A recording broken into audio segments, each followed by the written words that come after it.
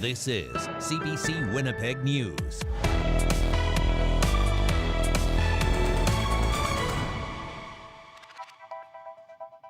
Good evening. Thanks for joining us. The family of a 54-year-old boxer is left devastated after he suffered a medical emergency in the midst of a charity match. It was a sport that helped him reclaim his health and get back into the gym. And his family says he died doing what he loved. As CBC's Gavin Axelrod reports, it's left those in the boxing community stunned.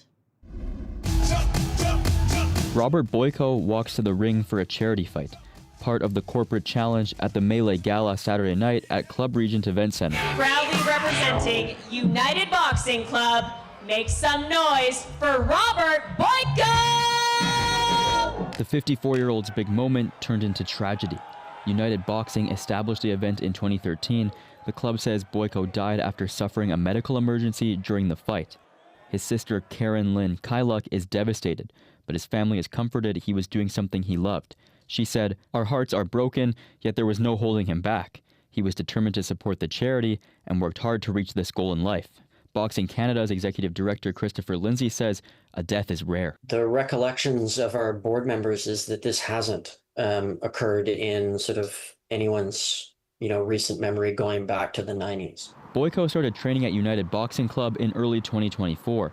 He wrote in part of a post leading up to the event, "On any given day, I am 20 or 30 years older than most everyone else in the gym, but you would never know it by the way I am treated.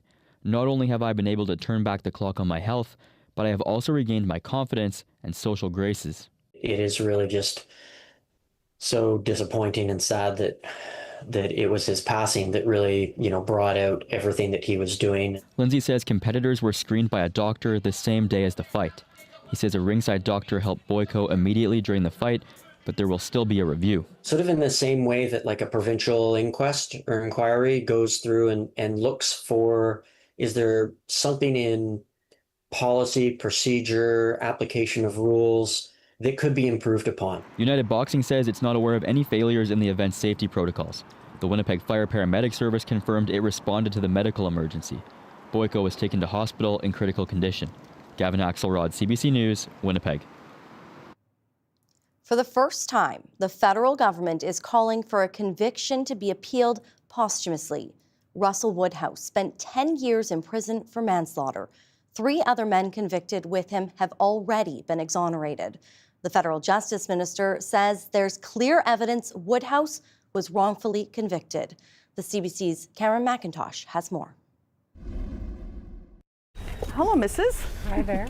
As National Chief, Cindy Woodhouse-Nepenak sees fairness in the justice system as a leading priority for First Nations, due in part to the experience of an uncle who helped raise her. For him to be,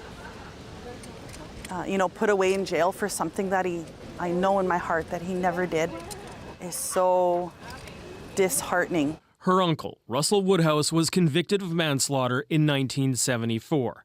And now will be the first person in Canada to have a conviction appealed posthumously. Amid evidence, he was wrongly convicted. I just remember him in a good way today, but I wish he could have seen this day. Russell was convicted along with 3 other men, his brother Clarence, Ellen Woodhouse, and Brian Anderson, after a man was found dead following his shift at this Winnipeg restaurant. After his sentence, Russell later lived with Woodhouse-Nepenak's family. He died in 2011. Before new evidence emerged that Winnipeg police wrongly blamed the men and fabricated confessions, which led to the recent exonerations of the other 3 men. Shows he's being acquitted. A further review of Russell's case by Federal Justice Minister Sean Fraser concluded he was also a victim of the same wrongdoing. We thought it was essential that we have his conviction set aside. An Indigenous man wrongly convicted of a murder he didn't commit. Woodhouse-Nepenak says the acquittals of all the men are significant for all First Nations.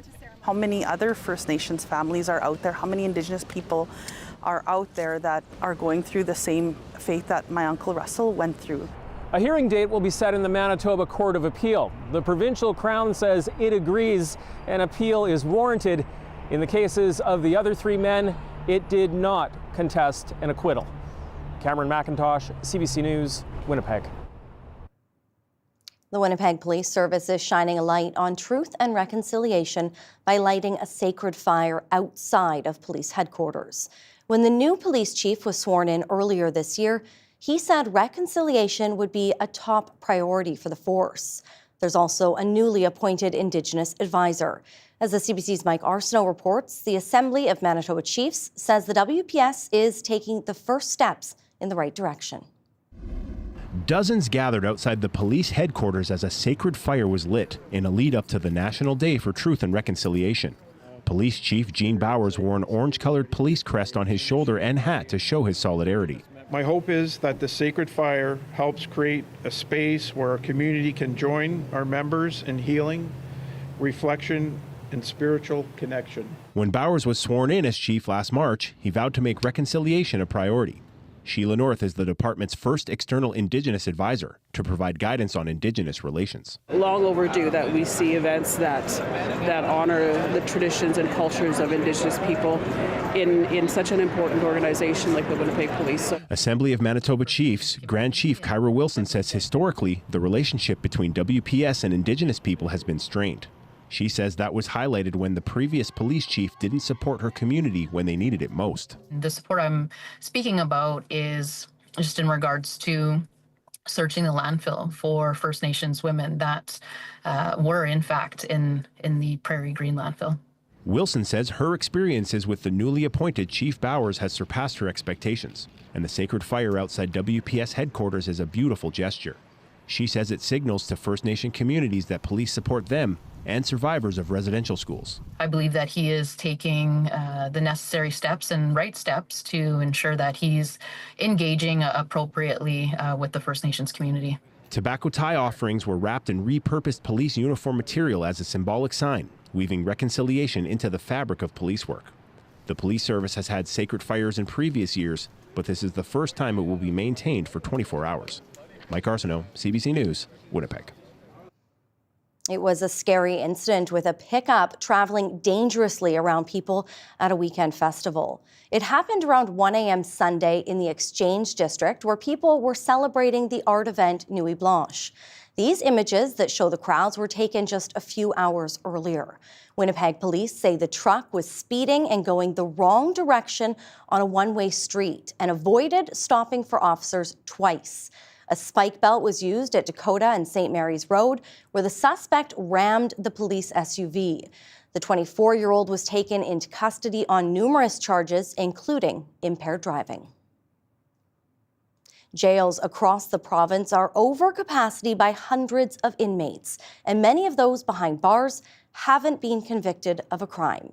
Right now, there's more than 2,500 adult inmates being held in Manitoba jails.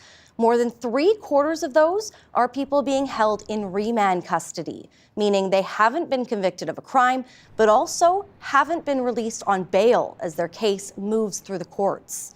It means many jails are already bursting at the seams. The union that represents provincial corrections officers is questioning what will happen if proposed bail reform measures lead to even more people being kept behind bars.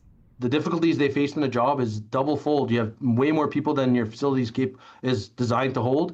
Plus, you have people that are much more challenging in that same space. So it makes the job a lot harder for our workers. And we really need a plan from this government moving forward, because once bail reform comes, we're going to be in a tight position in this province.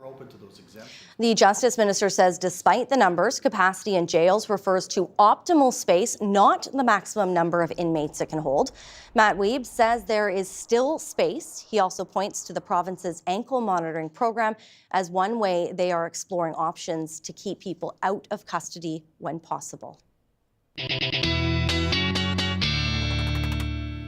Time now to bring in weather specialist Riley Laychuk. And Riley, you have the great honor on days like this of talking about just how nice the weather is. So take it while we can, hey? Yeah, but you know what? Like all good things, it must come to an end, Brittany. And I'll tease a little bit here. Once we get into the 7-day forecast, this collapses quite dramatically.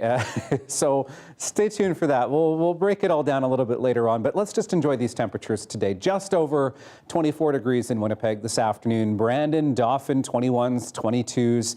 Bit cooler in northern Manitoba. There's a bit of a ridge that's starting to build in the jet stream here, and that's going to allow temperatures to get even warmer as we get into the day on Tuesday. High pressure close to the surface, keeping us nice and sunny today, although I will note a couple of stray showers, a couple of stray lightning strikes, not totally unexpected into parts of southeastern Manitoba, into northwestern Ontario. Seeing some of that popping up just outside of the city as we get into the early evening hours here. So there's that chance as we get into the evening tonight, pretty generally across the Red River Valley into the southeastern part of the province of a few isolated showers. 15 degrees, by the way, that's a normal daytime high for this time of the year. So that just gives you a sense at where we're going temperature-wise as we get into the afternoon. Gusty southeasterly wind, Brittany, will try for 27 tomorrow afternoon. Ooh, okay. Thank you, Riley. You're welcome. Still ahead, ER wait times reveal how the healthcare system isn't meeting the needs of patients. We'll have more on that after the break. Stay with us.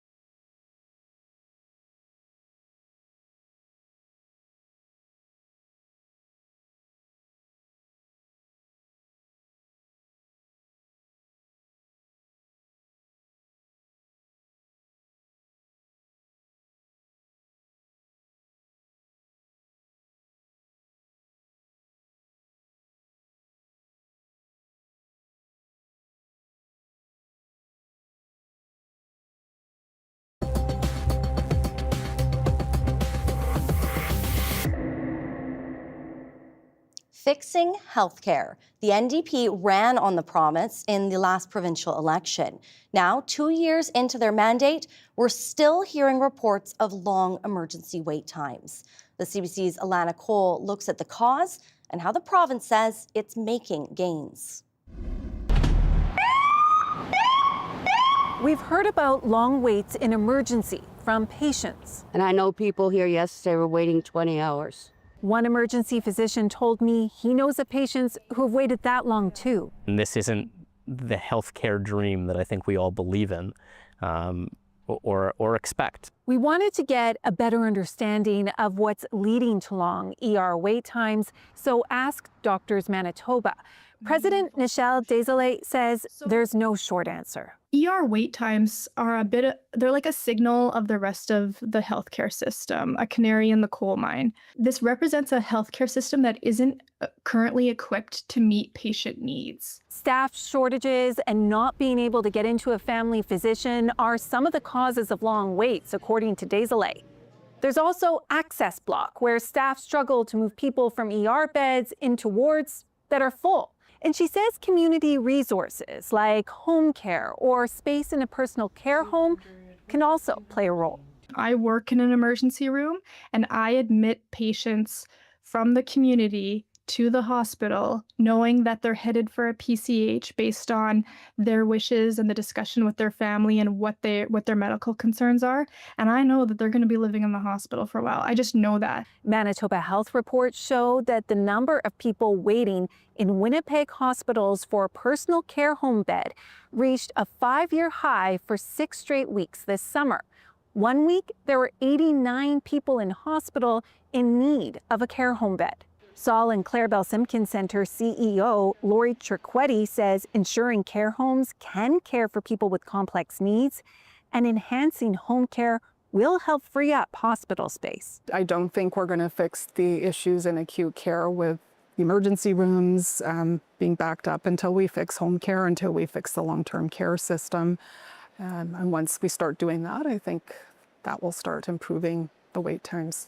The province has a team working to lower wait times. A joint statement from the Winnipeg Regional Health Authority and government says around 1,300 new frontline staff have been added, with 240 fully staffed hospital beds, including almost 100 transitional beds. The province says transitional beds are for people who left hospital but need a space in a care home. The president of Doctors Manitoba says the number one thing she hears from physicians is there continues to be a need for more doctors. Alana Cole, CBC News, Winnipeg. Manitoba's health minister says improvements are coming after a bumpy transition to new home care scheduling in Winnipeg. Uzoma Asagwara says it didn't go the way it should have and was rushed. The central system was implemented earlier this year and wound up with cancelled, delayed, and poorly timed visits. Asagwara says steps have been taken to fix those issues. 32 new scheduling clerks have been onboarded. Scheduling is now tied to specific geographic areas to give clients and staff more continuity. They say it's the result of listening to frontline workers. The minister adds they'll do an upgrade to a scheduling app along with further tweaks at the call center to continue improving communications. Indigenous-led organizations will deliver day programming addictions treatment to 1,200 Manitobans. The province is spending more than $4 million on the plan. Bernadette Smith is the Minister for Addictions. She says 5 Indigenous groups are already offering programs.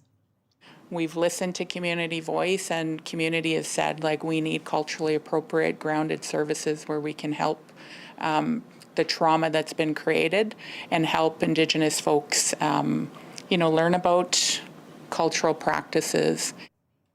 More programming will be available later this year for withdrawal management services at the Interlake Reserves Tribal Council.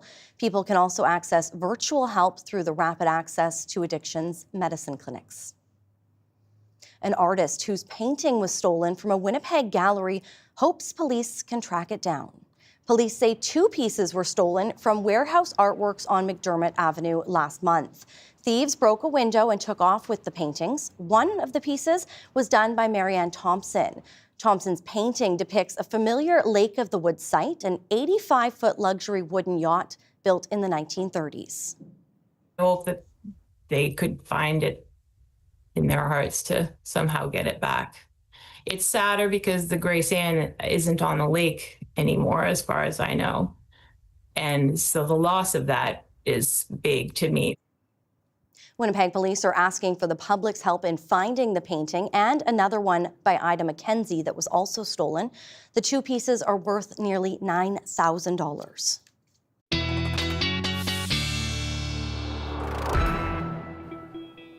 Riley back in now, and boy, oh boy, was it a beautiful day. A couple more days like this, and then it's going to start to feel, as we like to say, like sweater weather. It's going to come all crashing down on us very spectacularly by the time we get into early next week. So enjoy it. If you like the temperatures like this, if you like this warm, above seasonal weather, enjoy the next few days here, because we are looking at a very big change by early next week here. I want to start with some temperature records from Sunday. Several records being broken in the province with some of the heat that we saw. So Arness, 1975, that's a new record of 27 degrees that we saw Sunday. That old record was 1975. Carberry, just about 31 degrees. Deerwood, also just about 31 degrees. Fisher Branch, just about 30 degrees. You get the picture. Several more here, including one Portage La Prairie breaking a record from back in 1905. So that just gives you a sense that some of the places where we saw temperatures skirting that 30-degree mark through the day yesterday, as expected. Here in Winnipeg, not a record, but still warm. Average September high temperature, if you calculate all of the high temperatures and average it out, should be around 19.6 degrees for September. So far, we've been at just about 22 degrees. There's one day left in September, but I'm not expecting this number to change all that much between now and the end of the day tomorrow. So far, this is the 5th warmest September we've had in the last 10 years. By the way, if you thought this September was warm, actually our average temperature was significantly warmer September of 2024. So yeah, a couple of warm Septembers in a row here. This month being helped out by this ridge in the jet stream, at least right now, anyway, with this high pressure close to the surface, clearing us out.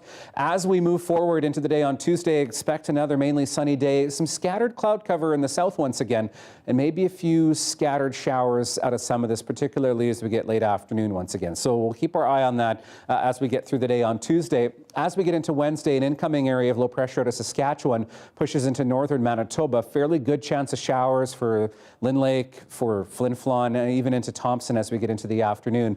But it's what happens as this warm front pushes in that I'm watching for the potential for maybe another round of some scattered showers late Wednesday into Thursday. In behind that sunshine, but then we get that cold front sweeping through late week, and that's going to start to signal a bit of a change in our weather here as we get toward the weekend into early next week. Winds will remain strong as we get through Tuesday, looking at southeasterly winds, at least through the Red River Valley, through the Interlake, 20 gusting to 40, some gusts in there up to 60. Also particularly windy up along the Hudson Bay coast, where we could see some gusts even up to 70 as we get through Tuesday into Wednesday. So another couple of windy days ahead, really, for much of the province as we get through the next couple of days here. 27 by 4 o'clock in the afternoon in Dauphin, 29 in Brandon, 27s through Winnipeg and Steinbach, Brittany. In the long range, these temperatures hold, and then you can start to see that slide down beginning as we get toward the weekend. All right. Thank you, Riley. You're welcome. We have much more ahead right after the break. Stay with us.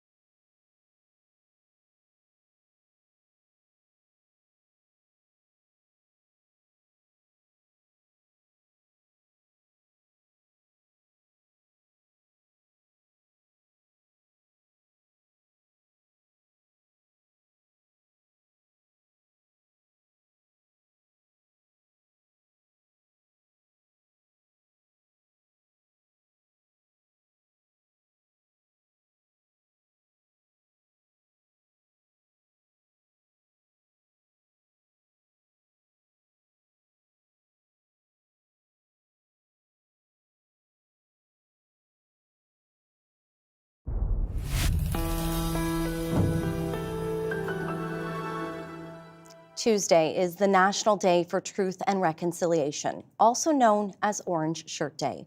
It's a day to honor Indigenous children who were forced to attend residential schools, the survivors, and those who never made it home. Students and schools are marking the day in different ways. CBC's Zubina Ahmed was at one Winnipeg school today, speaking to people about what it means. Singing the words of Indigenous music artist Sanabe, students from Old Robert Smith School echoed his lines. This gathering was to mark Orange Shirt Day, a day to remember and honor former students of Canada's residential school system. Principal Adam Dick talks about the focus of the event. The Honourable Murray Sinclair had the 4 questions. Where do I come from? Who am I? Where am I going? And what are my gifts? And we've been focusing on who am I, because what was lost in residential schools and the students going to residential schools really was the sense of self and identity, especially in the context of family. Dick says every year they choose a different theme to commemorate this day. This year the theme is also about the 7 teachings of Indigenous culture: love, respect, courage, honesty, wisdom, humility, and truth. We want the students to know, like, the 2 parts of truth and reconciliation is the truth, which is knowing and understanding what has happened and what happened, and reconciliation being the part where we come back into harmony as a people. Students reflected on the significance of this day. It may be sad, but it's still a good way to recognize Orange Shirt Day, and it's a good way to express the emotion and the sorrow of Orange Shirt Day. It's important because Indigenous people were here first, and when the settlers came, they kind of took over and said, this is not our culture, we're gonna make them like us, and took away their identities. So I think it's important to recognize that and make sure we don't do it again. Students later participated in a community walk to stand in solidarity with the little ones who never made it home. Zubina Ahmed, CBC News, Winnipeg. People are encouraged to wear an orange shirt to show their support. But as the day happens, the orange shirt themselves have gained popularity. More designers and businesses are creating their own. And that's prompting the official Orange Shirt Society to act. Juanita Taylor reports. They're online, in stores, and in schools. The Orange Shirt. Orange Shirt Day, Every Child Matters, was created to honor survivors and their families and to remember those that never made it home. Phyllis Webstad is the residential school survivor whose orange shirt was taken from her as a 6-year-old child, a gift from her grandmother for her first day of residential school at St. Joseph Mission in Williams Lake, BC. It's her story that is the origin of Orange Shirt Day. My story was chosen to be the story to bring about change in Canada. Now, thousands of Canadians wear orange shirts to mark the National Day for Truth and Reconciliation. It hit social media and just blew up to become the Orange Shirt movement. That movement has sparked interest by designers and companies to create their own shirts. I once did a 10-minute search on the internet, and I found 10 countries selling Orange Shirt Day, Every Child Matters shirts. But some companies have been selling shirts that don't meet criteria set out by the Orange Shirt Society. It's maddening to see that happening. Webstad says shirts must be orange and include the message, Every Child Matters, and the Society is now taking steps to stop appropriation. The Orange Shirt Society applied for the trademark Every Child Matters in May of 2020. And we were successful. Look at the intricate style of illustration. Orange shirt sales at this store are going steady. Owner Janet Pacey collaborated with an Indigenous artist to create this year's shirt. But Pacey says she does it for the artist and the community, not for the sales. It bothers me. There's people making money off of this. It's about honoring a group of people that deserves to be honored. Webstad says stopping the appropriation will take time. Guaranteed next year we will be out there and talking more about this. Events will be held on Tuesday across the country to mark National Day for Truth and Reconciliation, no doubt in a sea of orange. Juanita Taylor, CBC News, Yellowknife. Tomorrow, CBC News will bring you special coverage of the events in Ottawa, including the program Remembering the Children. Join Chief Correspondent Adrian Arsenault on Parliament Hill, starting here at 3 p.m. on CBC TV, GEM, or wherever you watch CBC News. A buffalo ceremony took place this morning to honor and remember residential school survivors ahead of Orange Shirt Day. This morning, groups gathered for a buffalo ceremony. It's a sacred gathering that honors the buffalo as a life giver and teacher, providing food, shelter, tools, and spiritual guidance for generations. Today, the ceremony continues to restore cultural teachings, strengthen community connection, and honor survivors, families, and those lost to the residential school system.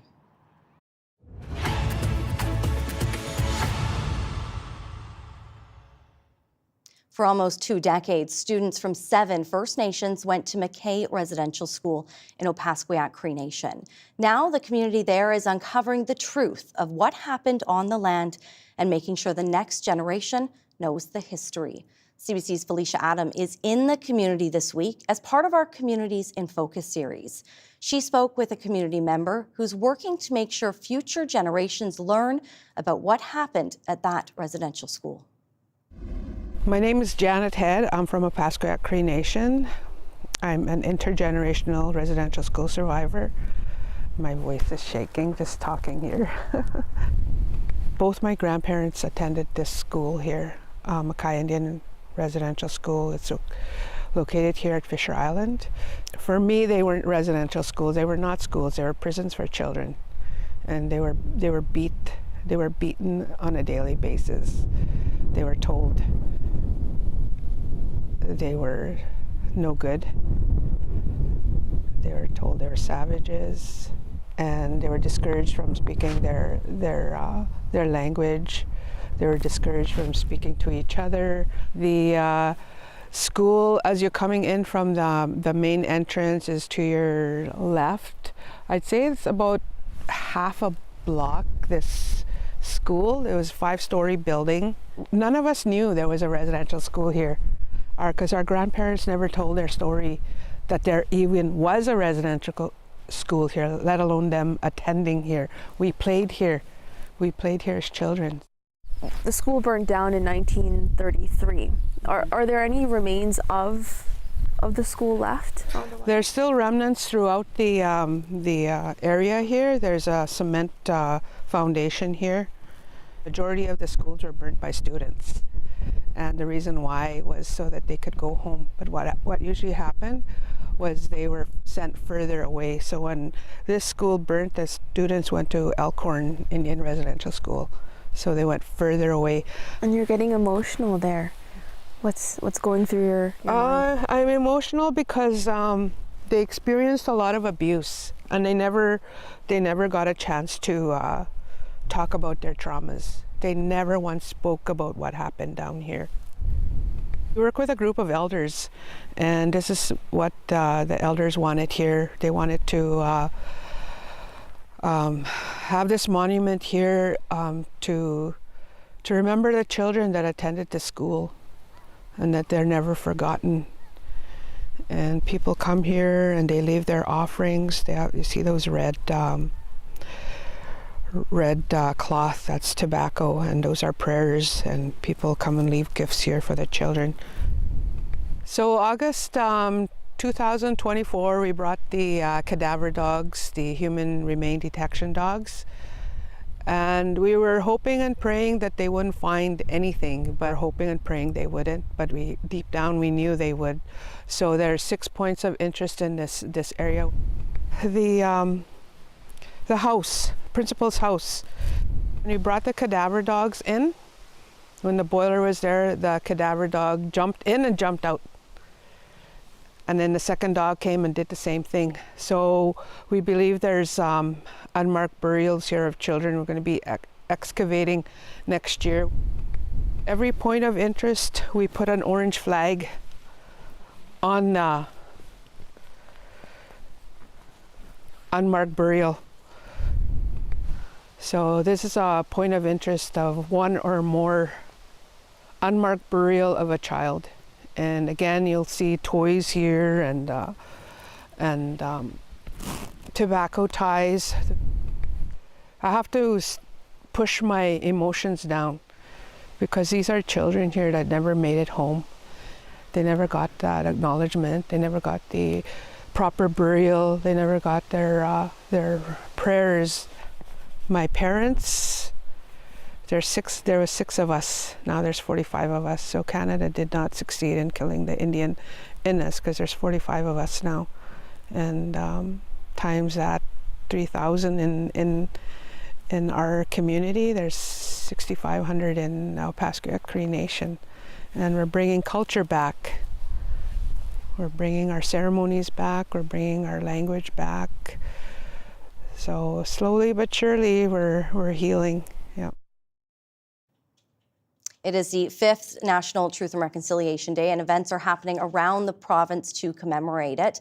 A healing walk and powwow begins with a pipe ceremony at 10 a.m. at the Udena Circle at the Forks. Then the walk to RBC Convention Centre happens at 11, followed by a powwow there at 1 in the afternoon.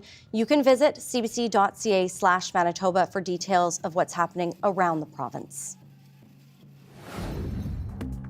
Why reclining on your next WestJet flight might mean having to upgrade your seat. The latest after the break.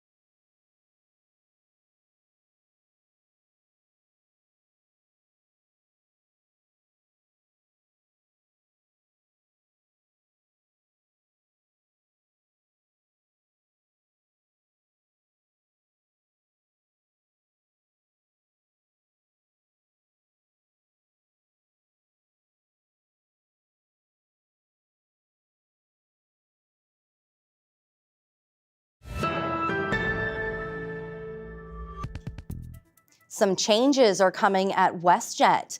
The airline is modifying the layout in some of its planes, including removing what some consider a comfort and others an irritant, the ability to recline your seat.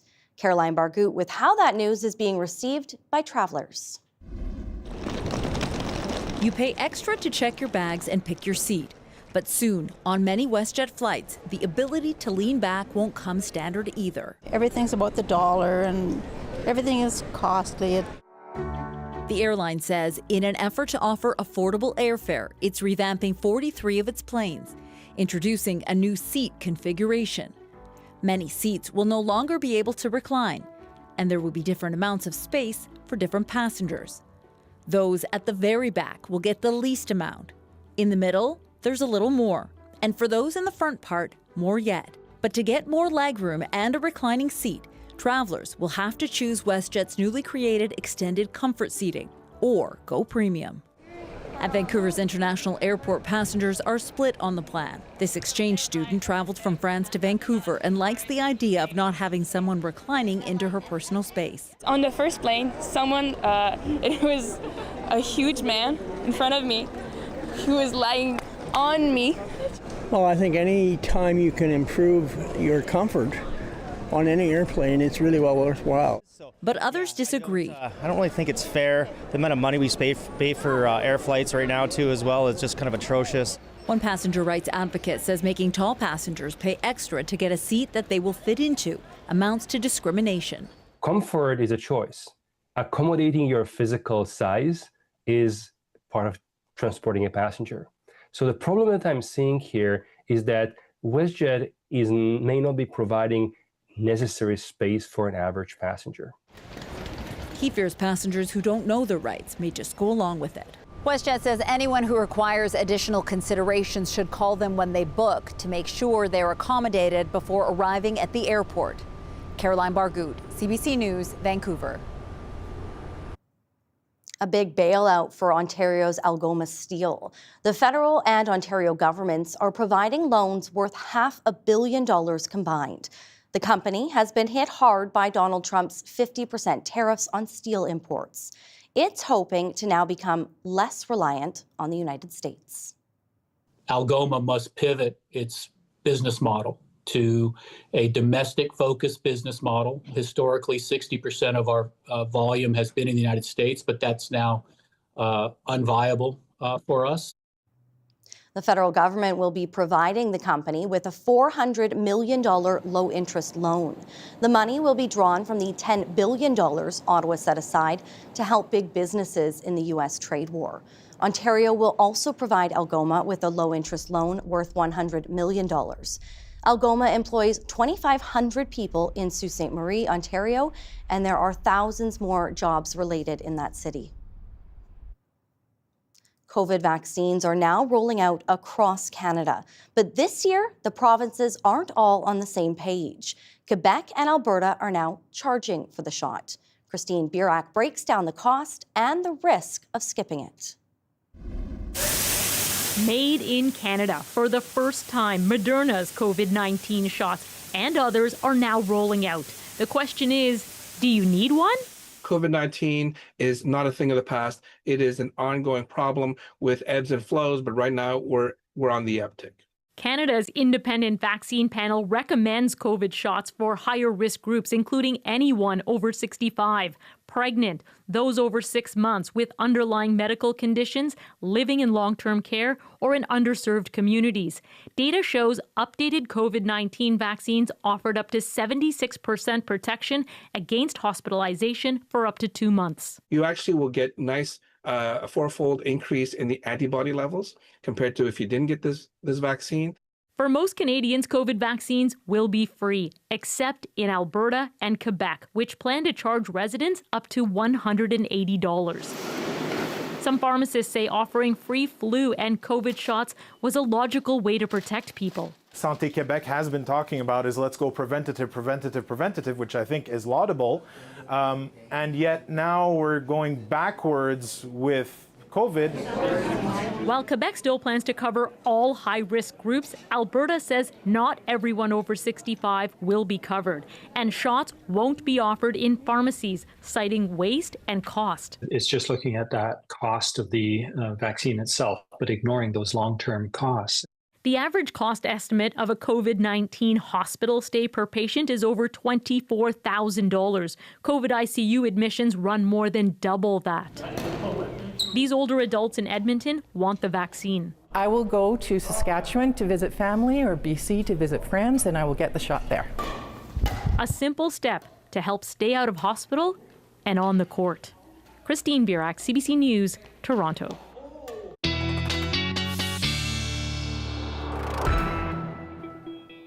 All right, Riley, back in now. Beautiful day to get outside today for that dog walk. Same thing tomorrow.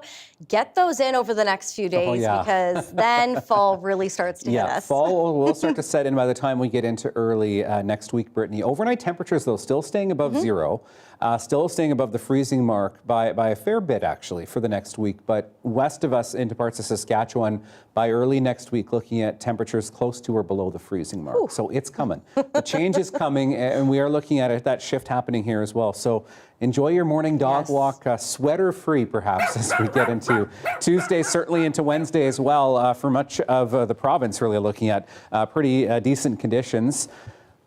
Especially for Lily, who likes looking up at the trees, trying to find the squirrels. Thank you, Alan, for sending this picture in. As always, you can send your pets to talkback at cbc.ca. So first thing in the morning, 16 degrees in Winnipeg.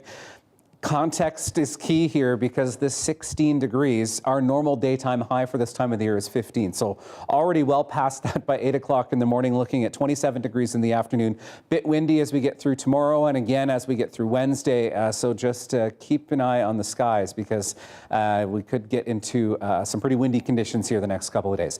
Wanted to dip south of the border to the Atlantic basin here as we get into the next couple of days. A couple of things that could have a pretty big impact, a double punch here. First, we have a Category 4 Hurricane Humberto, which is turning its way up toward Bermuda, but Imelda is the one that is still a tropical storm, but still packing quite a punch to the Bahamas, up the coast of Florida into the Carolinas, where we could get into some flash flooding, the potential for some very significant rain in some parts of the U.S. along the coastline here.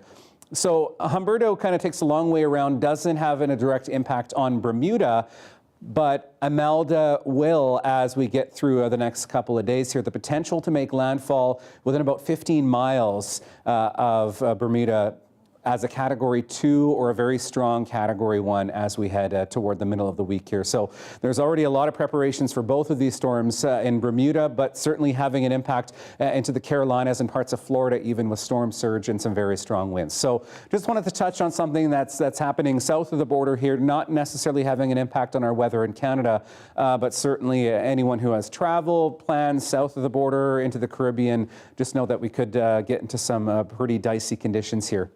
Overnight temperatures 10 to around 15 degrees across much of the south, single digits into northern parts of the province, 7 in Thompson, a partly cloudy sky. Into the day on Tuesday, mainly sunny skies, maybe a bit of cloud cover here and there, 20 in Thompson by the afternoon. The OCN 22, 21 in Grand Rapids, Norway House at 23 degrees. And in the South Brittany, mostly sunny skies, and yes, the potential for some 30s even through Brandon, Verdon, Melita, and high 20s into the Parkland. Okay, thank you, Riley. You're welcome. A city pilot project which gives fire trucks and ambulances the all green has improved response times and safety. The system uses software to change traffic lights for trucks and ambulances. The city estimates it could shorten response times by 15 to 20%. Councillor Vivian Santos says it also eliminates the need for drivers to pull over for emergency vehicles. It allows the emergency vehicles to be able, with that technology, be able to switch from red to green and allow them to ensure they can cross intersections at a much safer rate. Santos says the plan is to install the technology at more than 400 intersections. It would cost $1.8 million plus annual operating costs. And drivers will soon have more access to real-time information about weather and drive conditions around the province before heading out on the roads. The province is adding 20 new permanent digital message boards along major routes, including near Emerson and Thompson. They will display live updates on traffic delays, road closures, detours, and weather-related advisories. Each board is remotely controlled and updated instantly. That system will be fully operational later this fall, and 19 new cameras will also be installed along high traffic corridors. They will show road conditions every 15 minutes, along with images uploaded to Manitoba 511. Well, if you're looking to rep the Winnipeg Jets this season, you can now sport your team pride from head to toe. Jets partner Mondetta has released an exclusive premium high-top sneaker sporting the team's logo. Just 600 pairs of the white leather high tops are available, but they'll set you back $300. Still ahead, how a bookstore in BC was able to start a new chapter in our daily lift. Stay with us.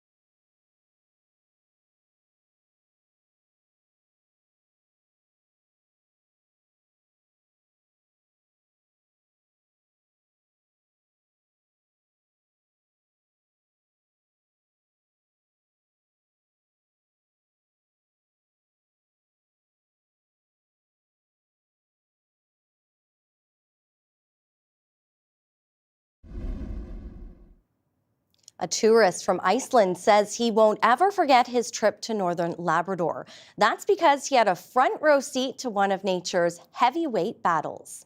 A black bear and a polar bear came head-to-head over a seal on the shore. 2 polar bears and their cubs were dining on their discovery when the intruder moved in. After a brief fight, the black bear retreated and the polar bears returned to their dinner.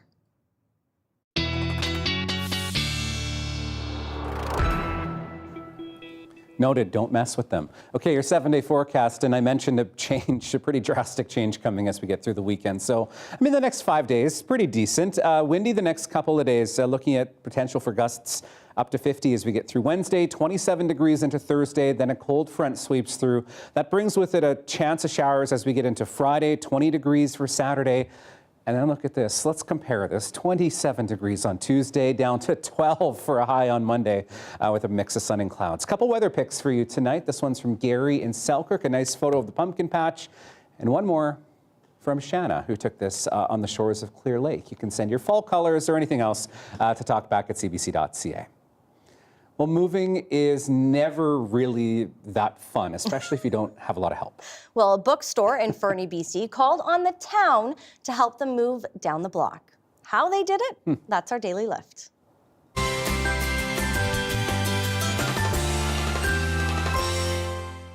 We had a lot of books to move, and we also had a lot of offers from the community to help us. We probably moved a few hundred books. It's not very far, which sometimes makes a move harder. We've realized no better way than to hand a book person to person to get it just down the block and from a shelf to a shelf. But we're estimating it was about 150 people, and really, I know, representation from really every corner of the community. We had students from a school across the street with their teachers. We had friends, we had loyal customers, we had fellow business owners from around the community just pouring into the street just minutes before we were ready to start. So we had more than enough hands to get the books here, and lots of smiles along the way. Everyone was pretty excited to be a part of it. Love that. The community coming out to help their own. So next time I need help moving, I know who to call. Uh-oh. All of our viewers would be happy to help. Thank you so much for joining us. A programming note, 30 minutes tomorrow at 6 o'clock. See you then.